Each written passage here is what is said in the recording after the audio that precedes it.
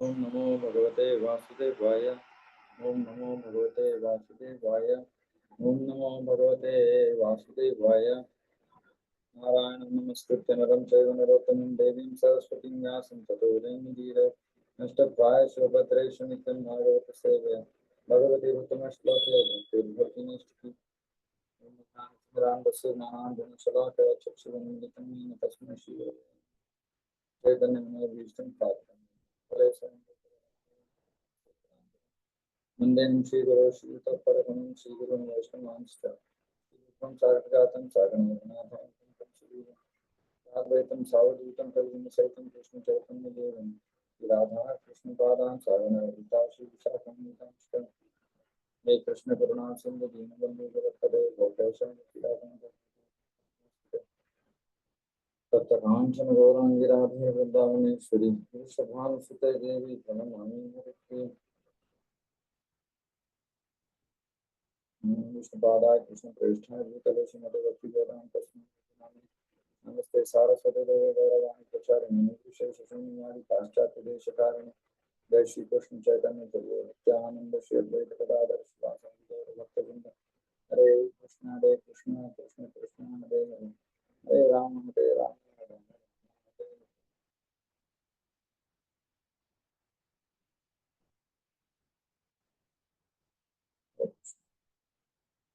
श्री चैतन्य चरितामृत ಲೀಲಾ ಅಧ್ಯಾಯ 22 ವಿವರಿಸ್ತಾ ಇದೀವಿ. ಬದ್ಧಾತ್ಮರು ಬ್ರಹ್ಮಾಂಡದ ನಾನಾ ಲೋಕಗಳಲ್ಲೆಲ್ಲ ನಾನಾ ಜೀವಿಗಳಾಗಿ ಹುಟ್ಟಿ ಅಲೆದಾಡುತ್ತಿದ್ದಾರೆ. ಭಾಗ್ಯವಶಾತ್ ಅಂತಹ ಆತ್ಮಗಳಲ್ಲೊಂದು ಹೇಗೋ ಅಜ್ಞಾನ ಸಾಗರದಿಂದ ಮುಕ್ತವಾಗುತ್ತದೆ. ನದಿಯ ಪ್ರವಾಹದಲ್ಲಿನ ದಿಮ್ಮಿಗಳಲ್ಲೊಂದು ಕೊಚ್ಚಿಕೊಂಡು ಬಂದು ದಡ ತಲುಪುವಂತೆ. ಬದ್ಧಾತ್ಮರು ಬ್ರಹ್ಮಾಂಡದ ಬೇರೆ ನಾನಾ ಲೋಕಗಳಲ್ಲೆಲ್ಲ ಹುಟ್ಟಿ ಅಲ್ದಾಡ್ತಾ ಇದ್ದಾರೆ. ಅದರಲ್ಲಿ ಯಾರೋ ಒಂದು ಜೀವಿ ಅಜ್ಞಾನ ಸಾಗರದಿಂದ ಮುಕ್ತವಾಗುತ್ತೆ. ನಾನು ಎಷ್ಟು ಪತಿತನೆಂದರೆ ಎಂದಿಗೂ ಆಗ ಭಗವಂತನನ್ನು ನೋಡಲು ನನಗೆ ಅವಕಾಶ ಸಿಕ್ಕುವುದಿಲ್ಲ. ಇದು ನನ್ನ ತಪ್ಪು ಕಲ್ಪನೆ. ಬದಲಿಗೆ ನನ್ನಂತಹ ಪತಿತನಿಗೆ ಆಕಸ್ಮಿಕವಾಗಿ ಭಗವಂತನ ದರ್ಶನ ಆಗಲೂಬಹುದು. ಕಾಲ ಪ್ರವಾಹದ ಅಲೆಗಳಲ್ಲಿ ಕೊಚ್ಚಿ ಹೋದರೂ ವ್ಯಕ್ತಿಯು ದಡ ಸೇರಬಹುದು. ಕ್ರೂರ ಹೇಳ್ತಾರೆ. ಕ್ರೂರ ತನ್ನ ಬಗ್ಗೆ ತಾನು ಹೇಳ್ಕೋತಾರೆ, ನಾನು ಎಷ್ಟು ಪತಿತನೆಂದರೆ ಎಂದಿಗೂ ಆ ಭಗವಂತನ ನೋಡಲು ನನಗೆ ಅವಕಾಶ ಸಿಗುವುದಿಲ್ಲ. ಆದ್ರೆ ಅಕ್ರೂರ ಭಗವಂತನ ದರ್ಶನವನ್ನು ಪಡ್ಕೋತಾನೆ. ಹಾಗಾಗಿ ಅವನು ಹೇಳ್ತಾನೆ, ಇಲ್ಲ ಇದು ನನ್ನ ತಪ್ಪು ಕಲ್ಪನೆ. ಅವನನ್ನ ನೋಡಲು ಅವಕಾಶ ಸಿಗೋದಿಲ್ಲ ಅನ್ನೋದು ತಪ್ಪು ಕಲ್ಪನೆ. ಬದಲಿಗೆ ನನ್ನಂತಹ ಪತಿತನಿಗೆ ಆಕಸ್ಮಿಕವಾಗಿ ಭಗವಂತನ ದರ್ಶನ ಆಗ್ಲೂಬಹುದು. ಕಾಲ ಪ್ರವಾಹದ ಅಲೆಗಳಲ್ಲಿ ಕೊಚ್ಚಿ ಹೋದರೂ ವ್ಯಕ್ತಿಯು ದಡ ಸೇರಬಹುದು.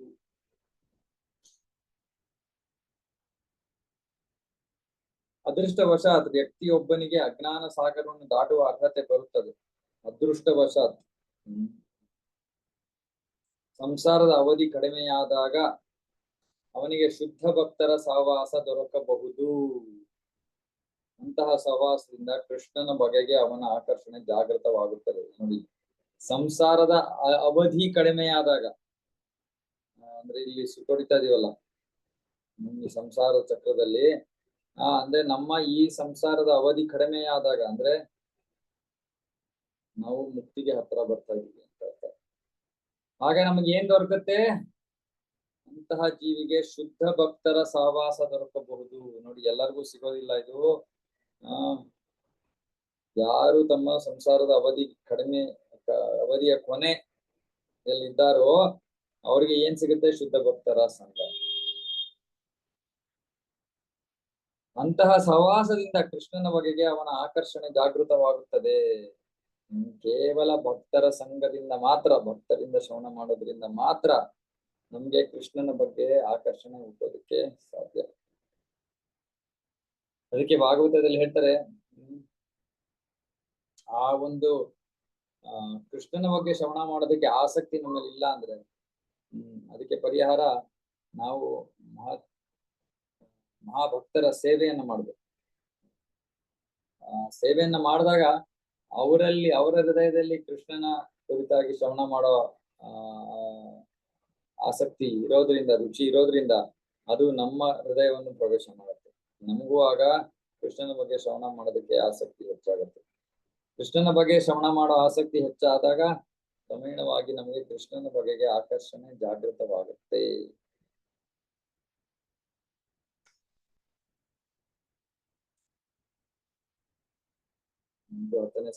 ಓ ಅಚ್ಯುತ,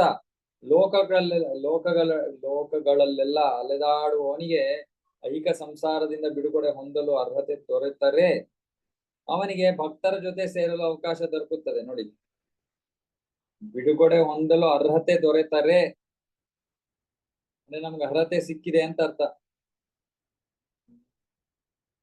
ಸಂಸಾರ ಚಕ್ರದಿಂದ ಮುಕ್ತರಾಗೋದಕ್ಕೆ ನಮಗೆ ಅರ್ಹತೆ ಸಿಕ್ಕಿದೆ.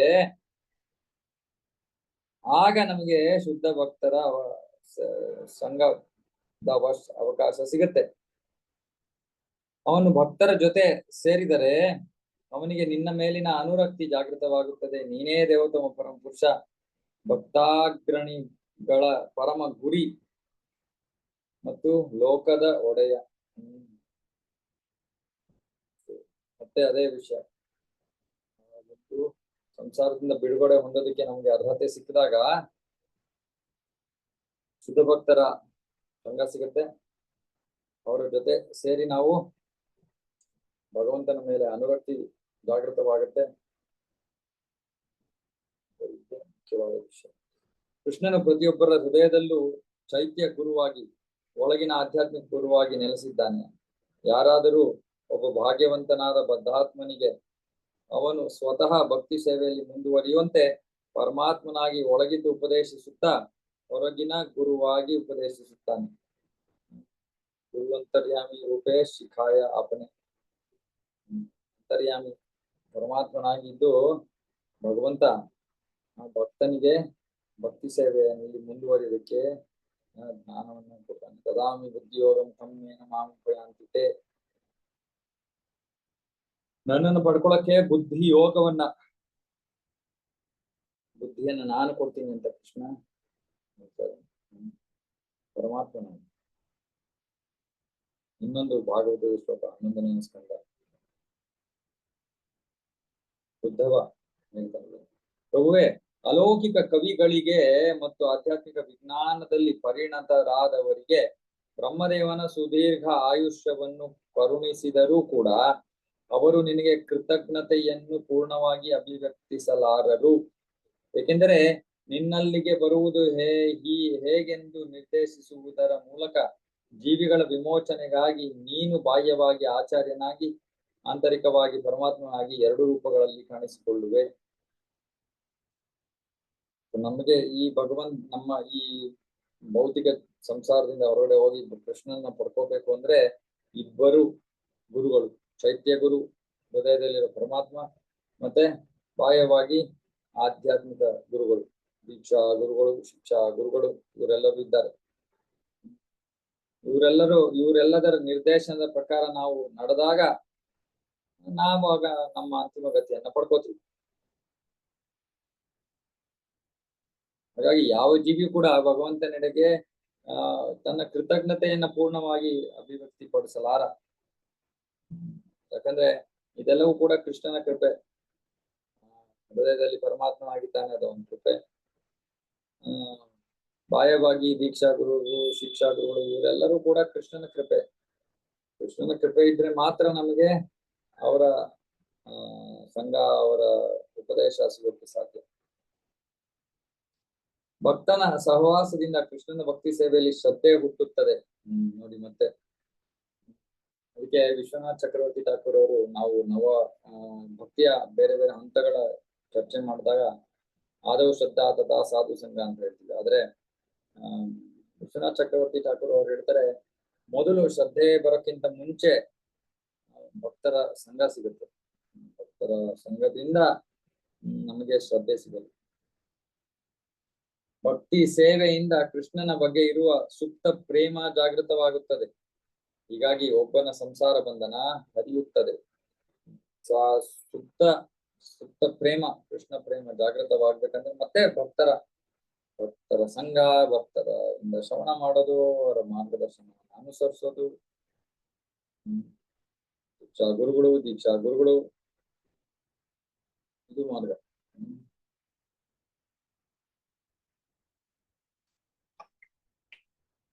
ಹೇಗೋ ವ್ಯಕ್ತಿಯು ನನ್ನ ಬಗ್ಗೆ ಆಸಕ್ತನಾಗಿ ನಾನು ಭಗವದ್ಗೀತೆಯಲ್ಲಿ ಹೇಳಿರುವ ಉಪದೇಶಗಳಲ್ಲಿ ನಂಬಿಕೆ ಇಟ್ಟರೆ ಮತ್ತು ಲೌಕಿಕ ವಿಷಯಗಳ ಬಗ್ಗೆ ಕಪಟ ವಿರಕ್ತಿಯೂ ಇಲ್ಲದೆ ಅವುಗಳ ಬಗ್ಗೆ ಅತಿಯಾದ ಆಸಕ್ತಿಯೂ ಇಲ್ಲದಿರುವವನಿಗೆ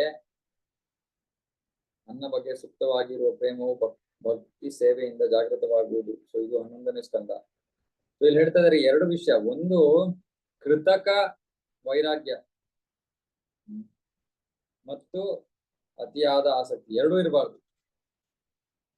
ಅತಿಯಾದ ವೈರಾಗ್ಯವೂ ಇರಬಾರ್ದು, ಅತಿಯಾದ ವಿರಕ್ತಿಯೂ ಇರಬಾರ್ದು, ಅತಿಯಾದ ಆಸಕ್ತಿಯೂ ಇರಬಾರ್ದು.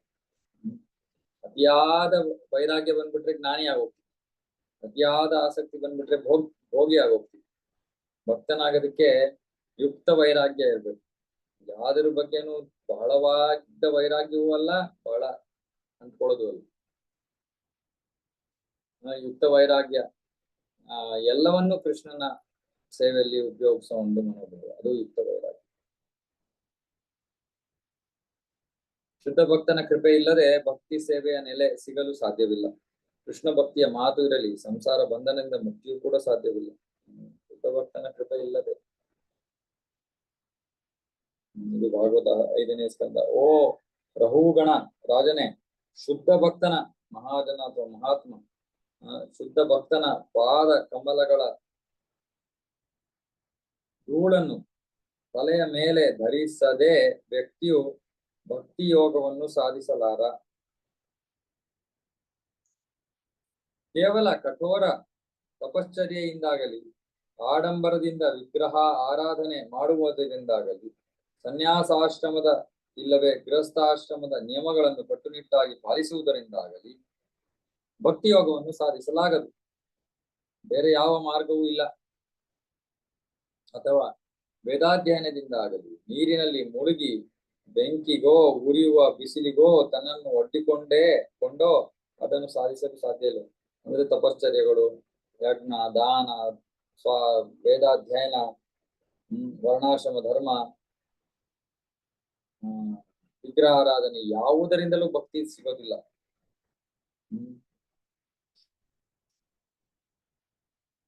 ಯಾವುದರಿಂದ ಸಿಗುತ್ತೆ?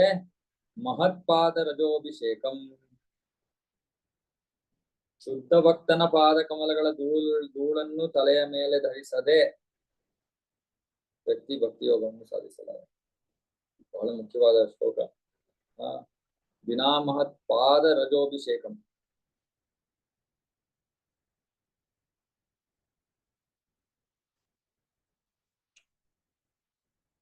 ಇನ್ನೊಂದು ಭಾಗ ನೋಡಿ, ಭಾಗವತದ ಶ್ಲೋಕ. ಚೈತನ್ಯ ಚರಿತಾಮೃತದಲ್ಲಿ ಶ್ಲೋಕಕ್ಕೂ ಭಾಗವತದ ಶ್ಲೋಕವನ್ನು ಉಲ್ಲೇಖ ಮಾಡ್ತಾರೆ. ಮಹಾತ್ಮರ ಅಂದ್ರೆ ಐಹಿಕ ಸಂಪತ್ತಿಗೆ ಸ್ವಲ್ಪವೂ ಅಂಟದ ಭಕ್ತರ ಪಾದಕಮಲಗಳ ಧೂಳಿಯನ್ನು ಮಾನವ ಸಮಾಜವು ಸ್ವೀಕರಿಸದೆ ಮಾನವ ಕುಲವು ಕೃಷ್ಣನ ಪಾದಾರವಿಂದದತ್ತ ಗಮನ ಹರಿಸಲು ಸಾಧ್ಯವಿಲ್ಲ.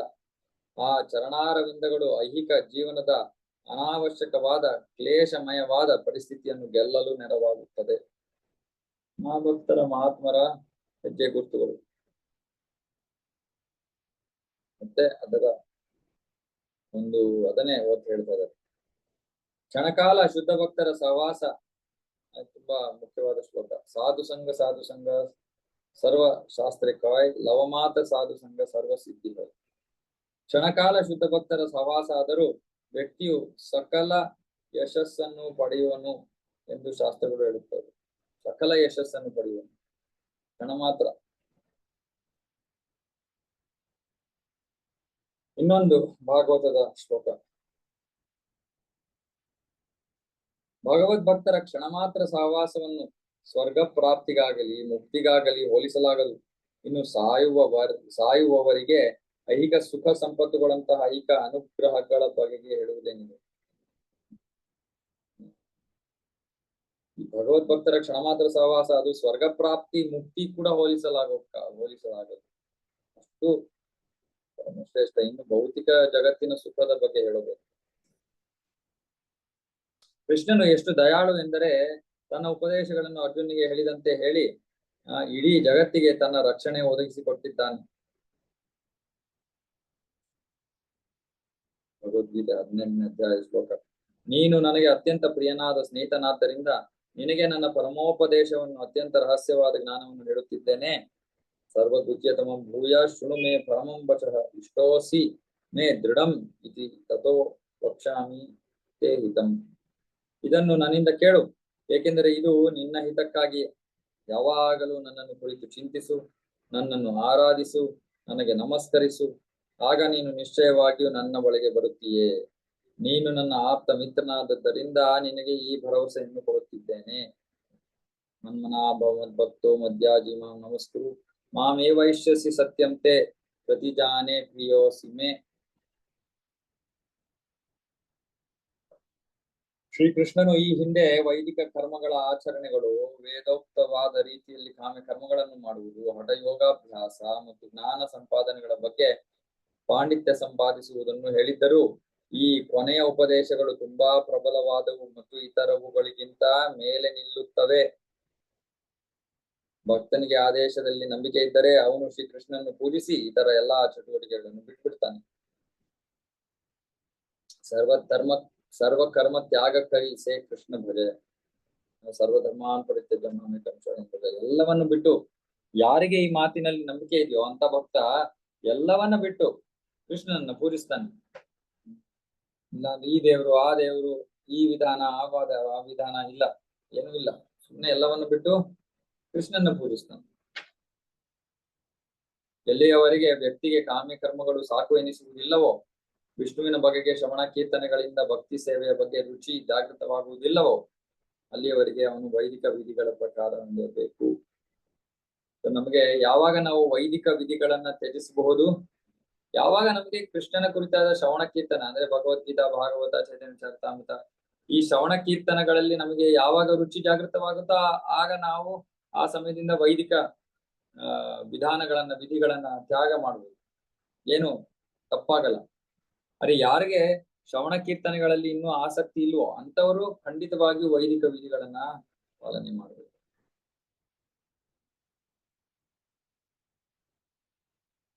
ಶ್ರದ್ಧಾ ಶಬ್ದೆ ವಿಶ್ವಾಸ ಕಹೆ ಸುದೃಢ ನಿಶ್ಚಯ ಕೃಷ್ಣ ಭಕ್ತಿ ಕೈಲೆ ಸರ್ವ ಕರ್ಮ ಕೃತ ಹೋಯ್. ಶ್ರದ್ಧಾ ಎಂದರೆ ನಂಬಿಕೆ. ಕೃಷ್ಣನಿಗೆ ದಿವ್ಯ ಸೇವೆಯನ್ನು ಮಾಡುವುದರಿಂದ ಬೇರೆಲ್ಲಾ ಚಟುವಟಿಕೆಗಳನ್ನು ಮಾಡಿದಂತೆ, ಕೃಷ್ಣನಿಗೆ ದಿವ್ಯ ಸೇವೆ ಭಕ್ತಿ ಸೇವೆಯನ್ನು ಮಾಡುವುದರಿಂದ ಬೇರೆಲ್ಲಾ ಚಟುವಟಿಕೆಗಳನ್ನು ಮಾಡಿದಂತೆ, ಬೇರೆಲ್ಲಾ ಚಟುವಟಿಕೆಗಳು ಅಂದ್ರೆ ನಮ್ಮ ಗೃಹ ಕರ್ತವ್ಯಗಳಿರ್ಬೋದು, ವೃತ್ತಿ ಕರ್ತವ್ಯಗಳಿರ್ಬೋದು, ಸಮಾಜ ಕರ್ತವ್ಯಗಳಿರ್ಬೋದು, ಇತ್ಯಾದಿ ಇತ್ಯಾದಿ ಇತ್ಯಾದಿ ಬೇರೆ ಎಲ್ಲಾ ಚಟುವಟಿಕೆಗಳನ್ನು ಮಾಡಿದಂತೆ ಎಂಬ ದೃಢವಾದ ನಂಬಿಕೆ, ಅದಕ್ಕೆ ಶ್ರದ್ಧೆ ಅಂತ ಕರೀತಾರೆ. ಅಂತ ನಂಬಿಕೆಯು ಭಕ್ತಿ ಸೇವೆಗೆ ಅನುಕೂಲವಾದುದು. ಇದು ಈ ಶ್ರದ್ಧೆ ನಮ್ಮಲ್ಲಿ ಇರ್ಬೇಕು. ಕೃಷ್ಣ ಭಕ್ತಿ ಮಾಡಿದ್ರೆ ಸಾಕು, ಬೇರೆ ಏನು ಮಾಡೋ ಅವಶ್ಯಕತೆ ಇಲ್ಲ. ಈ ಒಂದು ದೃಢ ವಿಶ್ವಾಸ ಯಾರಿಗಿದೆಯೋ ಅವರಿಗೆ ಶ್ರದ್ಧೆ ಇದೆ ಅಂತ ಹೇಳ್ತಾರೆ, ಅದು ಶ್ರದ್ಧೆ. ಅಂತಹ ನಂಬಿಕೆ, ಅಂತಹ ಶ್ರದ್ಧೆ ಭಕ್ತಿ ಸೇವೆಗೆ ಅನುಕೂಲಕರವಾದುದು.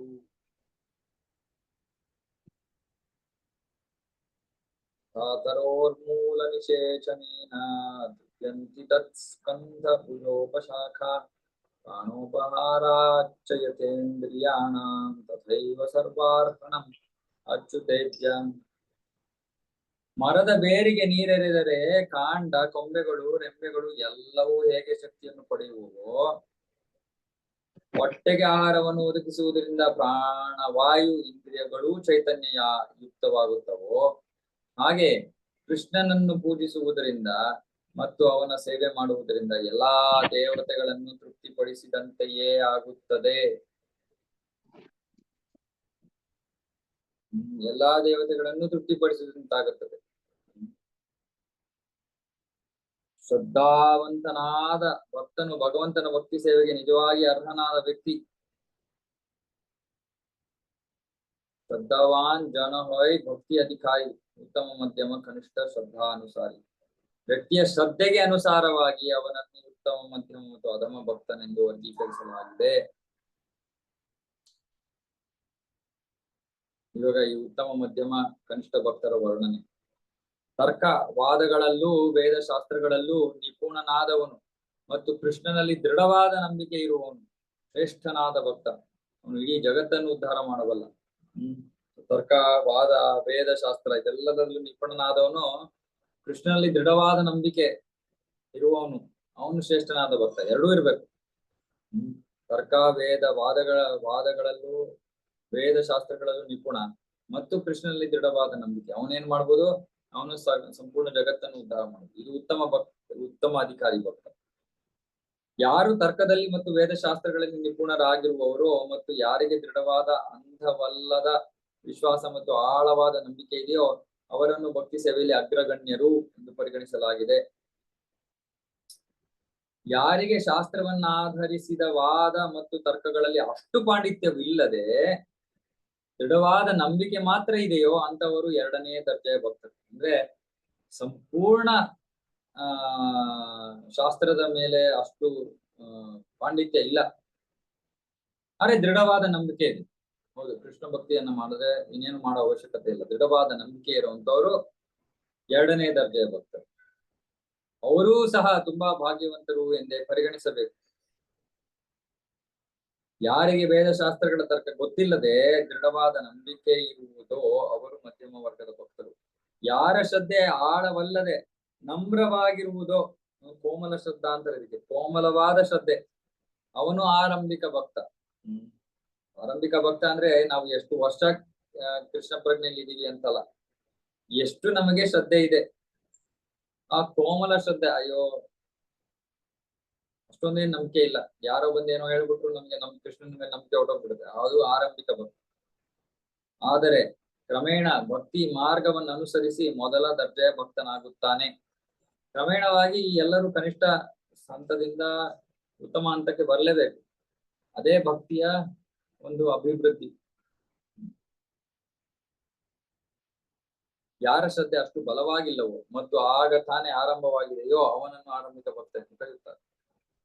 ಒಬ್ಬ ಭಕ್ತನನ್ನು ಅವನ ಅನುರಕ್ತಿ ಪ್ರೇಮಗಳಿಗೆ ತಕ್ಕಂತೆ ಅನುರಕ್ತಿ ಪ್ರೇಮ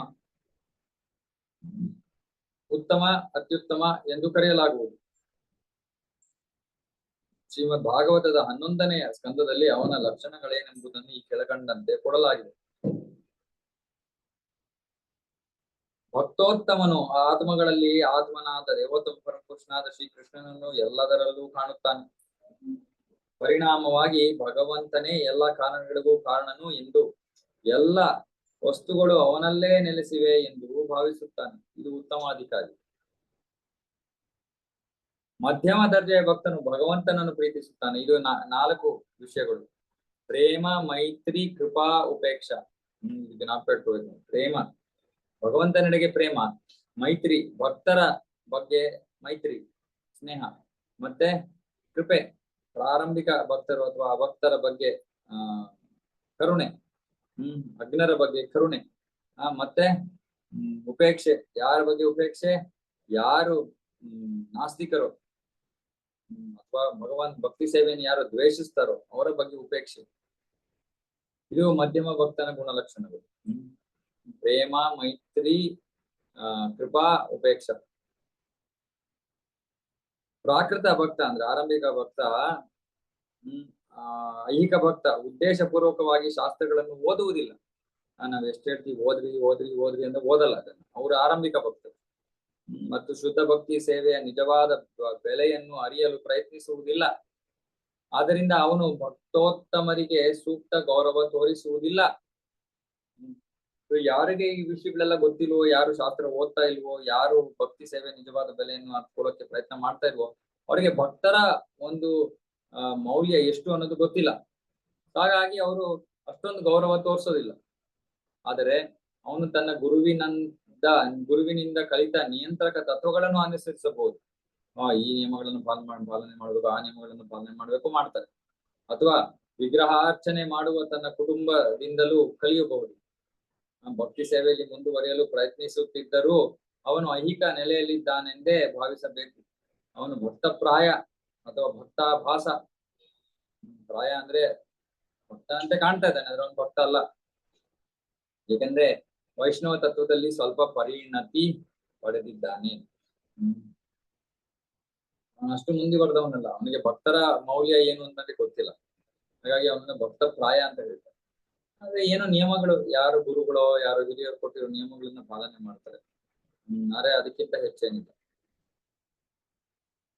ಎಲ್ಲಾ ದಿವ್ಯವಾದ ಸದ್ಗುಣಗಳನ್ನು ಬೆಳೆಸಿಕೊಂಡಿರುವವನು ವೈಷ್ಣವ. ಕೃಷ್ಣನ ಸಕಲ ಸದ್ಗುಣಗಳು ಕ್ರಮೇಣ ಕೃಷ್ಣ ಭಕ್ತನಲ್ಲಿ ಬೆಳೆಯುತ್ತವೆ ಅಂತಾನೆ. ಏನು ಮಾಡ್ಬೇಕಾಗಿಲ್ಲ, ಆಟೋಮೆಟಿಕ್ ಆಗಿ. ಯಸ್ಯಾಸ್ತಿ ಭಕ್ತಿರ್ ಭಗವತ್ಯ ಕಿಂಚನ ಸರ್ವೈರ್ಗುಣೈಸ್ತತ್ರ ಸಮಾಸತೆ ಸುರಾಹ ಹರಾವ ಭಕ್ತಸ್ಯ ಕುತೋ ಮಹದ್ಗುಣಾ ಮನೋರಥೇನ ಸತೋ ಧಾವತೋ ಬಂಧಿ. ಕೃಷ್ಣನಲ್ಲಿ ಯಾರಿಗೆ ಅನನ್ಯ ಶ್ರದ್ಧಾ ಭಕ್ತಿಗಳಿವೆಯೋ ಅಂತವರಲ್ಲಿ ಕೃಷ್ಣನ ಮತ್ತು ದೇವತೆಗಳ ಸದ್ಗುಣಗಳೆಲ್ಲವೂ ಇರುತ್ತವೆ. ಆದರೆ ಭಗವಂತನಲ್ಲಿ ಯಾರಿಗೆ ಭಕ್ತಿ ಇಲ್ಲವೋ ಅವನಲ್ಲಿ ಯಾವ ಸದ್ಗುಣಗಳು ಇರುವುದಿಲ್ಲ. ಏಕೆಂದರೆ ಭಗವಂತನ ಬಾಹ್ಯ ಸ್ವರೂಪವಾದ ಭೌತ ಅಸ್ತಿತ್ವದ ಊಹಾಪೋಹದಲ್ಲಿ ಅವನು ತೊಡಗಿರುತ್ತಾನೆ. ಮುಳುಗಿದರೋ ಅವರಿಗೆ ಯಾವ ಸದ್ಗುಣಗಳು ಇಲ್ಲ. ಈ ದಿವ್ಯ ಗುಣಗಳೆಲ್ಲ ಶುದ್ಧ ವೈಷ್ಣವರ ಲಕ್ಷಣಗಳು. ಅವುಗಳನ್ನೆಲ್ಲ ಇಲ್ಲಿ ಪೂರ್ತಿಯಾಗಿ ಹೇಳಲು ಸಾಧ್ಯವಿಲ್ಲ. ಆದರೆ ನಾನು ಇಲ್ಲಿ ಕೆಲವು ಮುಖ್ಯವಾದ ಗುಣಗಳನ್ನು ಹೇಳುವೆನು. ಕೇಳಿಸ್ಕೊಳ್ಳಿ. ಮುಖ್ಯವಾದ ಭಕ್ತರು ಯಾವಾಗಲೂ ದಯಾಳುಗಳು. ನಮ್ಮ ಬಗ್ಗೆ ನಾವು ಯೋಚನೆ ಮಾಡ್ಕೊಳ್ಳೋದಲ್ಲ, ಇನ್ನೊಬ್ಬರ ಬಗ್ಗೆ ಯೋಚನೆ ಮಾಡಿ ಅವರ ಹಿತದ ಬಗ್ಗೆ ಯೋಚನೆ ಮಾಡಬೇಕು. ದಯಾಳು, ವಿನಮ್ರರು, ಅಹಂಕಾರ ಇಲ್ಲ, ಗರ್ವ ಇಲ್ಲ, ನಮ್ರತೆಯಿಂದ ಎಲ್ಲವನ್ನು. ತೃಣಾದಪಿ ಸುನೀಚೇನ ತರೋರಪಿ ಸಹಿಷ್ಣುನ ಮಾನಿನ ಮಾನದೇನು. ಸತ್ಯಪರಾಯಣರು, ಸತ್ಯವನ್ನು ಎತ್ತಿದ್ದಾರೆ. ಎಲ್ಲರನ್ನು ಸಮಾನವಾಗಿ ಕಾಣುವವರು. ಸಮಾನವಾಗಿ ಅಂದ್ರೆ ಎಲ್ಲರೂ ಆತ್ಮ, ಭಗವಂತನ ಅಂಶ, ಎಲ್ಲರೂ ಭಗವಂತನ ಸೇವಕರು. ನಿರ್ದೋಷಿಗಳು, ಯಾವ ದೋಷವೂ ಇಲ್ಲ ಅವರಲ್ಲಿ. ಉದಾರಿಗಳು,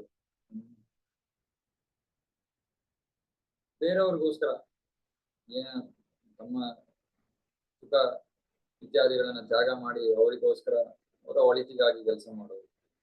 ಮೃದು ಮತ್ತು ಪರಿಶುದ್ಧರು. ಮೃದು ಸ್ವಭಾವ ಇರಬೇಕು ಭಕ್ತರಿಗೆ, ಪರಿಶುದ್ಧರು. ಅವರ ಬಳಿ ಐಹಿಕ ಸಂಪತ್ತಿಲ್ಲ. ಅವರು ಎಲ್ಲರ ಒಳಿತಿಗಾಗಿ ಶ್ರಮಿಸುವರು. ಅವರು ಶಾಂತರು, ಕೃಷ್ಣನಿಗೆ ಶರಣಾದವರು, ಆಶಾರಹಿತರು. ಆಶಾರಹಿತರು ಅಂದರೆ ಯಾವ ಭೌತಿಕ ಆಸೆಗಳನ್ನು ಇಟ್ಕೊಂಡಿಲ್ಲ. ಅವರು ಐಹಿಕ ಸಂಪತ್ತನ್ನು ಸಂಪಾದಿಸಲು ಮನಸ್ಸಿಲ್ಲದವರು. ಏನೋ ಕೆಲಸ ಮಾಡ್ಬೇಕು ಅಂತ ಮಾಡ್ತಾರೆ. ಕೃಷ್ಣನಿಗೆ ಶರಣಾದವರು, ಮನಸ್ಸಿಲ್ಲದವರು ಮತ್ತು ಭಕ್ತಿ ಸೇವೆಯಲ್ಲಿ ನೆಲೆಸಿದವರು. ಕಾಮ ಕ್ರೋಧ ಲೋಭಗಳೇ ಮೊದಲಾದ 6 ಕೆಟ್ಟ ಗುಣಗಳನ್ನು ತಮ್ಮ ಹತೋಟಿಯಲ್ಲಿಟ್ಟುಕೊಂಡವರು. ಅವರು ಮಿತಾಹಾರಿಗಳು ಮತ್ತು ಮದ್ಯಪಾನ ವರ್ಜಿತರು. ಅವರು ಎಲ್ಲರನ್ನೂ ಗೌರವಿಸುವವರು. ಗಂಭೀರ ಸ್ವಭಾವದವರು, ಕರುಣಾಳುಗಳು ಮತ್ತು ದುರಭಿಮಾನಹೀನರು. ಅವರನ್ನು ಸ್ನೇಹ ಪರರು ಕವಿಗಳು ದಕ್ಷರು ಮತ್ತು ಮೌನಿಗಳು. ಇದು 26 ಗುಣಗಳು, 26 ಮುಖ್ಯ ಗುಣಗಳು, 26 ಗುಣಗಳು. ಸೊ ನಾವು ಕೂಡ ನಮ್ಮ ಭಕ್ತಿಯಲ್ಲಿ ನಾವು ನೋಡ್ಬೇಕು, ನಾವು ಎಷ್ಟು ಮುಂದುವರ್ತಿದೀವಿ, ಎಷ್ಟು ಗುಣಗಳು ನಮ್ಮಲ್ಲಿ ಬೆಳೆದಿವೆ, ಇನ್ನು ಏನೇನ್ ಬೆಳೆಸ್ಕೋಬೇಕು. ಅಂದ್ರೆ ನಾವೇನು ಮಾಡ್ಬೇಕಾಗಿಲ್ಲ, ಬಟ್ ಅರೆ ನಮ್ಮ ಸ್ಥಿತಿ, ನಾವು ಎಷ್ಟು ಪತಿತ ಸ್ಥಿತಿಯಲ್ಲಿ ಇದೀವಿ ಅನ್ನೋದು ನಮಗೆ ಗೊತ್ತಾಗತ್ತೆ.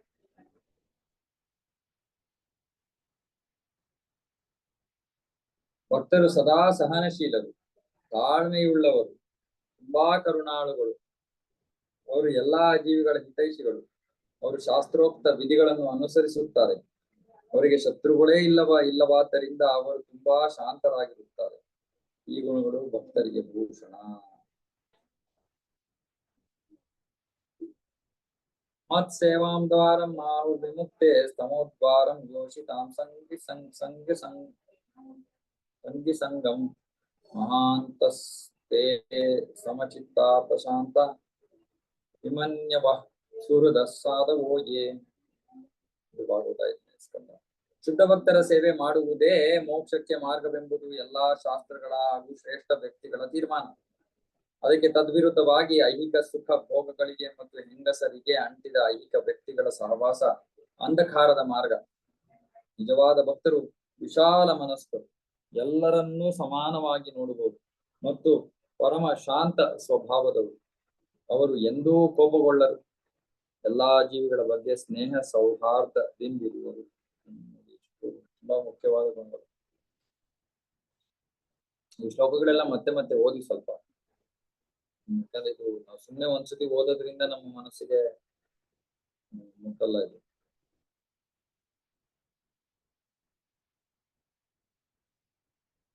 ಶ್ರೀ ಕೃಷ್ಣನ ಭಕ್ತಿ ಸೇವೆಯ ಮೂಲವೆಂದರೆ ಭಕ್ತರ ಸಹವಾಸ. ಕೃಷ್ಣನ ಬಗೆಗಿನ ಸುಪ್ತ ಪ್ರೇಮ ಜಾಗೃತವಾದ ಮೇಲೂ ಭಕ್ತರ ಸಹವಾಸ ತುಂಬಾ ಅವಶ್ಯಕ. ಪ್ರೇಮ ಜಾಗೃತವಾಗೋಯ್ತು ಆಯ್ತು ಸಾಕು, ಎಲ್ಲ ಭಕ್ತರ ಸಂಘವನ್ನು ಬಿಟ್ಬಿಡೋದು ಇಲ್ಲ. ಪ್ರಾರಂಭದಲ್ಲೂ ಮುಖ್ಯ, ಮಧ್ಯದಲ್ಲೂ ಮುಖ್ಯ, ಅಂತ್ಯದಲ್ಲೂ ಮುಖ್ಯ ಭಕ್ತರ ಸಂಘ.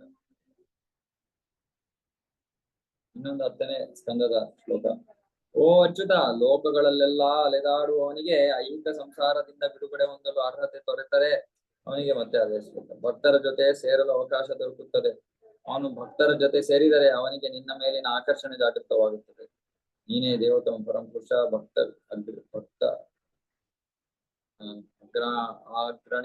ಭಕ್ತಾಗ್ರಣಿಗಳ ಪರಮ ಗುರಿ ಮತ್ತು ಲೋಕದ ಒಡೆಯ. ಓ ಭಕ್ತರೇ, ಓ ಪಾಪರಹಿತರೇ, ಸಕಲ ಜೀವಿಗಳಿಗೂ ಅತ್ಯಂತ ಮಂಗಳಕರವಾದುದು ಯಾವುದು ಎಂಬುದನ್ನು ನಿಮ್ಮಿಂದ ತಿಳಿದುಕೊಳ್ಳಲು ಬಯಸುತ್ತೇನೆ. ಈ ಭೌತ ಜಗತ್ತಿನಲ್ಲಿ ಶುದ್ಧ ಭಕ್ತರ ಸಹವಾಸ ಕೇವಲ ಅರೆಕ್ಷಣವಾದರೂ ಅದು ಮಾನವ ಸಮಾಜಕ್ಕೆ ದೊಡ್ಡ ನಿಧಿ. ಮತ್ತೆ 11ನೇ ಸ್ಕಂದ. ಅದು ಭಕ್ತರ ಸಂಘ, ಭಕ್ತರ ಸೇವೆ, ಭಕ್ತರಿಂದ ಶ್ರವಣ ಎಷ್ಟು ಮುಖ್ಯ ಅಂತ ಗೊತ್ತಾಗುತ್ತೆ. 3ನೇ ಸ್ಕಂದದ ಶ್ಲೋಕ.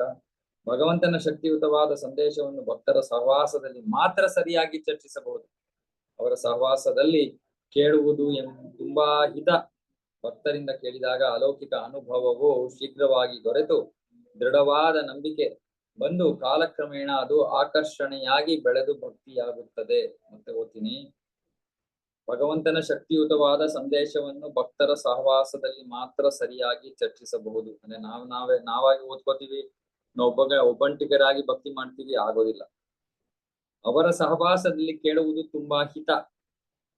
ಭಕ್ತರಿಂದ ಕೇಳಿದಾಗ ಅಲೌಕಿಕ ಅನುಭವವು ಶೀಘ್ರವಾಗಿ ದೊರೆತು, ಶ್ರವಣ ಮಾಡಿದಾಗ ಅಲೌಕಿಕ ಅನುಭವ ಸಿಗುತ್ತಂತೆ. ದೃಢವಾದ ನಂಬಿಕೆ ಬಂದು, ಅಲೌಕಿಕ ಅನುಭವ, ದೃಢವಾದ ನಂಬಿಕೆ ಬಂದು ಕಾಲಕ್ರಮೇಣ ಅದು ಆಕರ್ಷಣೆಯಾಗಿ ಬೆಳೆದು ಭಕ್ತಿಯಾಗುತ್ತದೆ. ಶ್ರದ್ಧಾರತಿರ್ ಭಕ್ತಿರ್ ಅನುಕ್ರಮಿಷ್ಯತಿ. ಶ್ರದ್ಧೆ ಮೊದಲು, ಆಮೇಲೆ ರತಿ, ಅದು ಇನ್ನು ಮುಂದುವರೆದಂತ, ಆಮೇಲೆ ಭಕ್ತಿ ಅಂದ್ರೆ ಪ್ರೇಮ, ಅನುಕ್ರಮಿಷ್ಯತಿ. ಒಂದೊಂದಾಗಿ ಅದು ಒಂದಾದ್ಮೇಲೆ ಒಂದಾಗಿ ನಾವು ಅದನ್ನ ಪಡ್ಕೋತೀವಿ. ಅಸತ್ಸಂಗತ್ಯಾಗೇ ವೈಷ್ಣವಾಚಾರ್ ಸ್ತ್ರೀ ಸಂಘೆ ಏಕ ಸಾಧು ಕೃಷ್ಣ ಭಕ್ತ ಆರ. ವೈಷ್ಣವನು ಸದಾ ಸಾಧಾರಣ ಜನರ ಸಹವಾಸವನ್ನು ಬಿಡಬೇಕು. ನೋಡಿ, ಸಾಧಾರಣ ಜನರ ಸಹವಾಸವನ್ನು ಬಿಡಬೇಕು. ಸಾಧಾರಣ ಜನರು ಐಹಿಕ ಭೋಗಗಳಿಗೆ, ಮುಖ್ಯವಾಗಿ ಹೆಂಗಸರ ಚಾಪಲ್ಯಕ್ಕೆ ಅಂಟಿದವರು. ವೈಷ್ಣವರಾದವರು ಕೃಷ್ಣ ಭಕ್ತರಲ್ಲದವರ ಸಹವಾಸವನ್ನು ಮಾಡಬಾರದು. ಭೋಗಿಗಳ ಸಹವಾಸವಂತೂ ಮಾಡ್ಲೇಬಾರದು. ಇನ್ನು ಬೇರೆ ಆಧ್ಯಾತ್ಮಿಕವಾದಿಗಳು ಕೂಡ ಭಕ್ತರಲ್ಲದೆ ಇರೋರು ಯಾರ ಸಹವಾಸವೂ ಮಾಡ್ಬೇಕಾಗಿಲ್ಲ, ಮಾಡಬಾರ್ದು.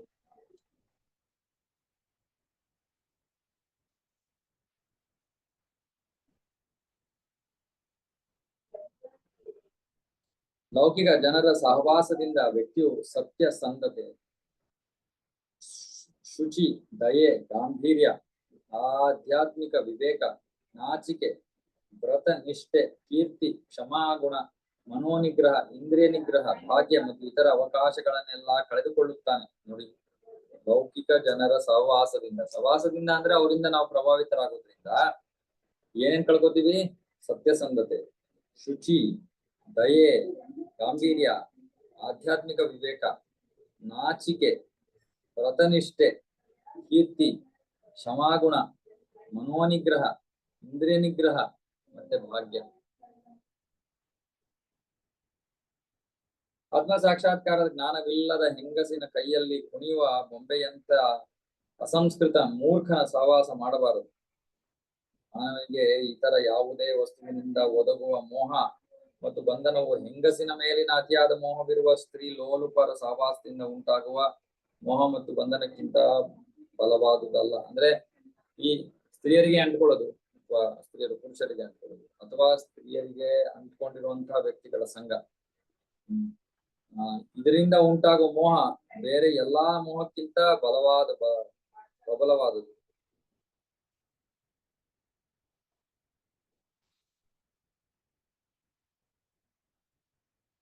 ಕೃಷ್ಣ ಪ್ರಜ್ಞೆಯಲ್ಲಿ ಇಲ್ಲದವರ ಸಹವಾಸ ಮಾಡುವುದಕ್ಕಿಂತ ಸುತ್ತಲೂ ಉರಿಯುತ್ತಿರುವ ಬೆಂಕಿಯ ಪಂಜರದೊಳಗೆ ಕಷ್ಟ ಅನುಭವಿಸುವುದು ಲೇಸು.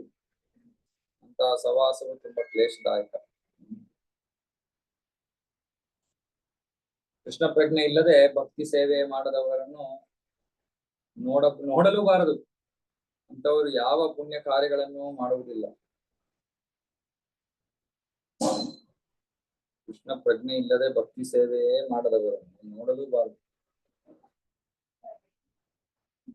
ಹಿಂದು ಮುಂದೆ ನೋಡದೆ ಒಬ್ಬನು ಕೆಟ್ಟ ಸಹವಾಸವನ್ನು ಬಿಟ್ಟು 4 ವರ್ಣಗಳು ಮತ್ತು 4 ಆಶ್ರಮಗಳ ನಿಯಂತ್ರಕ ತತ್ವಗಳನ್ನು ಉಪೇಕ್ಷಿಸಿ ಪೂರ್ಣವಾದ ನಂಬಿಕೆಯಿಂದ ಶ್ರೀಕೃಷ್ಣನ ಆಶ್ರಯ ಪಡೆಯಬೇಕು.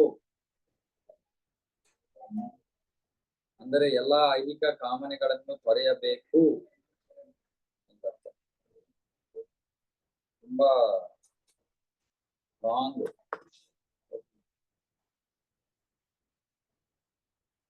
ಎಲ್ಲಾ ಪ್ರಕಾರದ ಧರ್ಮಗಳು ಮತ್ತು ವೃತ್ತಿಗಳನ್ನು ತೊರೆದು ನನಗೆ ಶರಣಾಗತನಾಗು, ನಾನು ನಿನ್ನನ್ನು ಎಲ್ಲಾ ಪಾಪಗಳಿಂದ ಮುಕ್ತಿಗೊಳಿಸುತ್ತೇನೆ, ಹೆದರಿಕೊಳ್ಳಬೇಡ.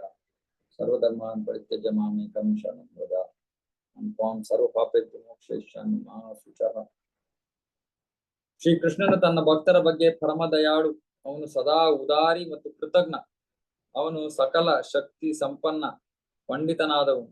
ಬೇರೆ ಯಾರನ್ನೋ ಪೂಜಿಸಲು ಕೃಷ್ಣನನ್ನು ಬಿಡುವುದಿಲ್ಲ.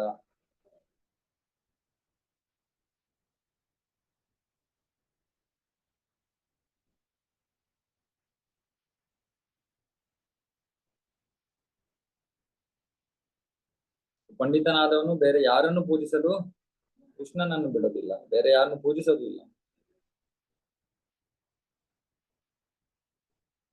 10ನೇ ಸ್ಕಂದದ ಇನ್ನೊಂದು ಶ್ಲೋಕ. ಪ್ರಭು, ನೀನು ನಿನ್ನ ಭಕ್ತರ ಬಗ್ಗೆ ತುಂಬಾ ಪ್ರೀತಿ ತೋರುತ್ತೀಯೆ. ನೀನು ನಿಜವಾದ ಮತ್ತು ಕೃತಜ್ಞನಾದ ಮಿತ್ರ.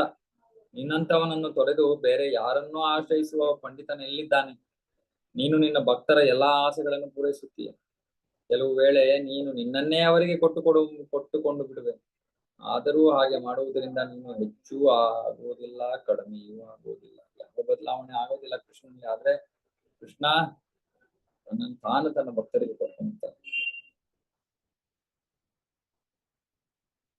ಒಬ್ಬ ಅನುಭವಸ್ಥನು ಕೃಷ್ಣನ ಮತ್ತು ಅವನ ದಿವ್ಯ ಗುಣಗಳ ನಿಜವಾದ ಜ್ಞಾನವನ್ನು ಅರಿತುಕೊಂಡರೆ ಸಹಜವಾಗಿಯೇ ಅವನು ಬೇರೆಲ್ಲಾ ಕೆಲಸಗಳನ್ನು ಬಿಟ್ಟು ಭಗವತ್ ಸೇವೆಯಲ್ಲಿ ತೊಡಗುತ್ತಾನೆ. ಇದಕ್ಕೆ ಉದ್ಧವನೇ ಸಾಕ್ಷಿ. ಭಗವಂತನ ಕೃಷ್ಣ ಮತ್ತೆ ಕೃಷ್ಣನ ದಿವ್ಯ ಗುಣಗಳ ಬಗ್ಗೆ ಶ್ರವಣ ಮಾಡಿದಾಗ ಭಕ್ತ ಏನ್ ಮಾಡ್ತಾನೆ? ಬೇರೆಲ್ಲಾ ಕೆಲಸಗಳನ್ನು ಬಿಟ್ಟು ಭಕ್ತಿ ಸೇವೆಯಲ್ಲಿ ತೊಡಗುತ್ತಾನೆ. ಇದಕ್ಕೆ ಉದ್ಧವನೇ ಸಾಕ್ಷಿ. ಅಹೋಬಕೀಯಂ ಸ್ತನಕಾಲಕೂಟಂ ಶಿಗಂ ಸಯಾ ಪಾಯಯತ್ ಅಪಿ ಅಸ್ವಾದಿ ಅಸಾಧ್ವಿ ಲೇಭೆ ಗತಿಂ ಧಾತ್ರಿ ಉಚಿತಂ ತತೋನ್ಯಂ ಓ ಕಂಬಾದಯಾಲೂಂ ಶರಣಂ ಪ್ರಭಜೇಮ. ಓ ಎಂಥ ಅದ್ಭುತ! ಬಕಾಸುರ ಸೋದರಿ ಪೂತನಿಯು ತನ್ನ ಸ್ತನಗಳಿಗೆ ಮಾರಣಾಂತಕವಾದ ವಿಷವನ್ನು ಸವರಿ ಕೃಷ್ಣನಿಗೆ ಅದನ್ನು ಉಣಿಸಿ ಅವನನ್ನು ಸಾಯಿಸ ಬಯಸಿದಳು. ಆದರೆ ಶ್ರೀಕೃಷ್ಣನು ಅವಳನ್ನು ತನ್ನ ತಾಯಿಯಾಗಿ ಸ್ವೀಕರಿಸಿದ. ಆಧ್ಯಾತ್ಮಿಕ ಜಗತ್ತಿನಲ್ಲಿ ನರ್ಸ್ ಕೆಲಸ ಕೊಡ್ತಾನೆ, ಸ್ನಾನ ಕೊಡ್ತಾನೆ ಕೃಷ್ಣ ಅವಳಿಗೆ. ಹೀಗೆ ಆಕೆಗೆ ಕೃಷ್ಣನ ತಾಯಿಗೆ ಯೋಗ್ಯವಾದ ಗತಿ ದೊರಕಿತು. ಇಂತಹ ಪರಮ ಕರುಣಾಳುವಾದ ಕೃಷ್ಣನನ್ನು ಬಿಟ್ಟು ನಾನು ಬೇರೆ ಯಾರನ್ನು ತಾನೇ ಆಶ್ರಯಿಸಲಿ?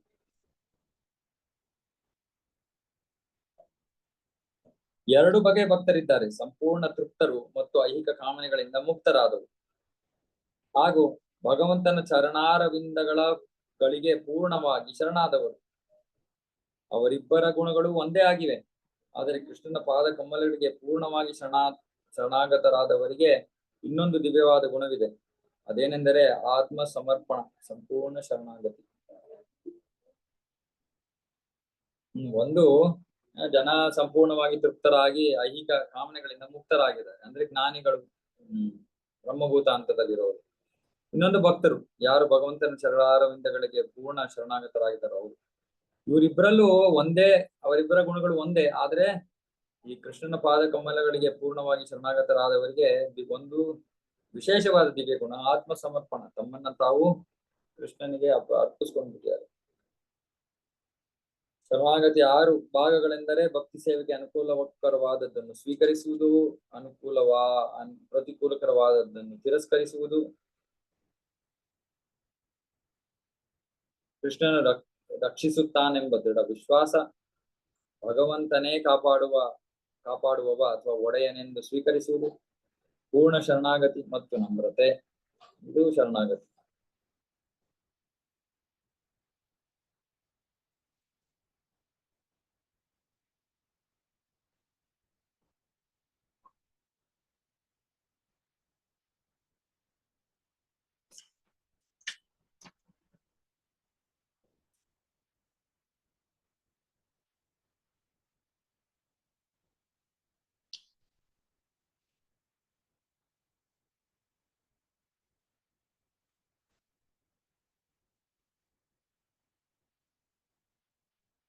ಭಕ್ತನಾದವನು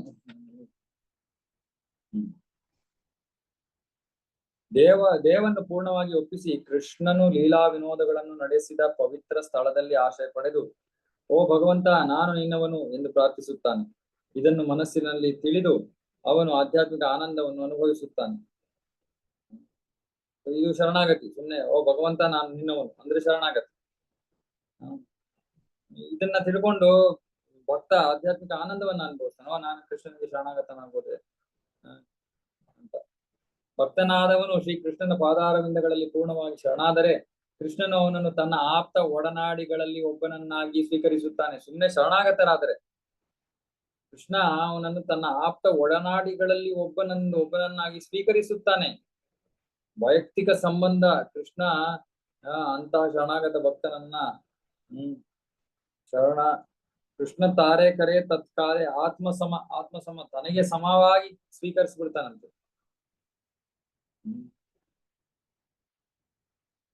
ಇದು ದೀಕ್ಷೆಯ ಒಂದು ಅಪೇಕ್ಷೆ. ದೀಕ್ಷಾ ಕಾಲೆ ಭಕ್ತ ಕರೆ ಆತ್ಮ ಸಮರ್ಪಣ, ಸೇ ಕಾಲೆ ಕೃಷ್ಣ ಕರೆ ತಾರೆ ಆತ್ಮಸಂ. ಕೃಷ್ಣ ಅವನನ್ನ ದೀಕ್ಷಾ ಸಮಯದಲ್ಲಿ ಯಾರು ಶರಣಾಗತರಾಗ್ತಾರೋ ಗುರುಗಳಿಗೆ, ಕೃಷ್ಣ ಅವರನ್ನ ತನಗೆ ಸಮಾನನಾಗಿ ಸ್ವೀಕರಿಸ್ಬಿಡ್ತಾರೆ.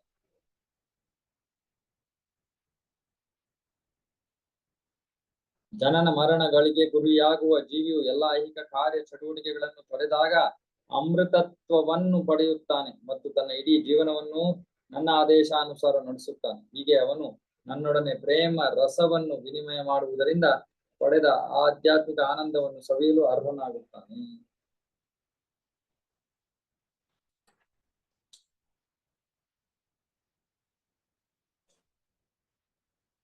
ಇಲ್ಲೇ ನಿಲ್ಸೋಣ. ಈಗ ಇಲ್ಲಿ ತನಕ ಭಗವಂತನ ಭಕ್ತರ ಬಗ್ಗೆ ಚೈತನ್ಯ ಮಹಾಪ್ರಭುಗಳು ಮಾತಾಡೋದು ಸಂಪೂರ್ಣವಾಗಿ. ಈಗ ಮುಂದೆ ಭಕ್ತಿ ಸೇವೆಯ ಬಗ್ಗೆ ಮಾತಾಡ್ತಾರೆ. ಸೊ ಅದನ್ನ ನಾವು ನಾಳೆ ಮುಂದುವರ್ಸೋಣ. ಯಾಕಂದ್ರೆ ಅದು ಎಲ್ಲ ಒಂದು ಒಟ್ಟಿಗೆ ಇರುವಂತಹ ಶ್ಲೋಕಗಳು 50 ಶ್ಲೋಕಗಳಿವೆ. ಅದು ಇವಾಗ ಮುಗಿಯಲ್ಲ, ಪ್ರಾರಂಭ ಮಾಡೋದು. ಸೊ ಈ ಅಧ್ಯಾಯ ಬಹಳ ಮುಖ್ಯ. ಇದು ಹಿಂದಿನ ಅಧ್ಯಾಯ ಸನಾತನ ಗೋಸ್ವಾಮಿಯವರೊಂದಿಗಿನ ಚೈತನ್ಯ ಮಹಾಪ್ರಭುಗಳ ಸಂವಾದ. ಇದನ್ನ ಮತ್ತೆ ಮತ್ತೆ ಓದ್ಬೇಕು. ಯಾಕಂದ್ರೆ ಇದರಲ್ಲಿ ನಮಗೆ ಭಗವಾನ್, ಭಕ್ತ, ಭಕ್ತಿ 3 ವಿಷಯಗಳ ಬಗ್ಗೆ ನಾವು ತಿಳ್ಕೊತೀವಿ. ಭಗವಂತನ ಬಗ್ಗೆ, ಭಕ್ತನ ಬಗ್ಗೆ, ಭಕ್ತನ ಸಂಘ, ಭಕ್ತನಿಗೆ ಸೇವೆ ಮಾಡೋದು, ಭಕ್ತನಿಂದ ಶ್ರವಣ ಮಾಡೋದು, ಅಂತಿಮವಾಗಿ ಭಕ್ತಿ ಸೇವೆ ಅಂದ್ರೆ ಏನು, ಅದರ ಗುಣಲಕ್ಷಣ ಏನು, ಎಲ್ಲವನ್ನು ಕೂಡ ನಾವು ಹೇಳ್ತಾ ಇದೀವಿ. ಇದು ನಮ್ಗೆ ಬಹಳ ಮುಖ್ಯ. ಮತ್ತೆ ಮತ್ತೆ ಓದ್ಬೇಕು. ಇವತ್ತಿಗೆ ನಾನು ಇಲ್ಲೇ ನಿಲ್ಲಿಸ್ತೀನಿ. ಯಾರಿಗಾರು ಏನಾದ್ರು ಪ್ರಶ್ನೆ ಇದ್ರೆ ಚೈತನ್ಯ ಚರಿತಾಮೃತ ಕೀ ಜಯ.